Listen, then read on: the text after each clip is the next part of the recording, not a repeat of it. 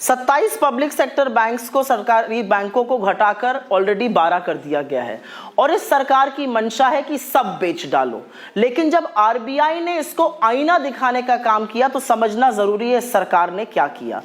Reserve bank of India को पहले तो रिवर्स बैंक ऑफ इंडिया बना दिया। आरबीआई की एक रिसर्च रिपोर्ट ने कहा कि सरकारी बैंकों को बेचने के, निजीकरण करने के परिणाम बहुत घातक सिद्ध होंगे, उसका नुकसान ज्यादा है, फायदा कम है।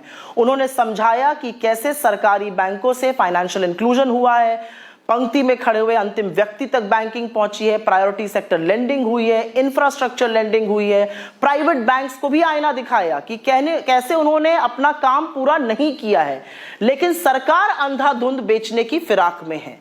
खैर, ये एक बात है। दूसरी बात यह है कि सरकार ने वो दबाव बनाया आरबीआई पर कि 24 घंटे के अंदर आरबीआई को अपनी ही रिसर्च रिपोर्ट से किराना करना पड़ा और कहना पड़ा, कन्नी काटनी पड़ी कि ये हमारे वक्तव्य नहीं है, ये हमारा विचार नहीं है, ये रिसर्चर का है। बड़ी अजब बात है, रिसर्चर आरबीआई का है लेकिन रिपोर्ट आरबीआई की नहीं है।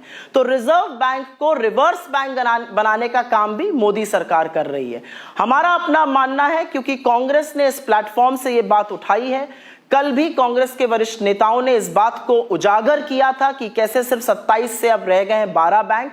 सरकार एक व्हाइट पेपर प्रस्तुत करे, लगाए एक व्हाइट पेपर और बताए कि बैंकों का राष्ट्रीयकरण जो हुआ था, जिससे कि मोनोपोली टूटी थी, गरीब तक बैंकिंग पहुंची थी, उसको ये रिवर्स क्यों करना चाहते हैं। इनकी आखिर मंशा क्या है सरकारी बैंकों को बेचने की, ये बताना जरूरी है। और अंत में एक बात और कहेंगे, आरबीआई के ऊपर दबाव तो आपने 2016 में भी बनाया था जब नोटबंदी करी थी। उसके दुष्परिणाम 6 साल बाद तक देश आज झेल रहा है।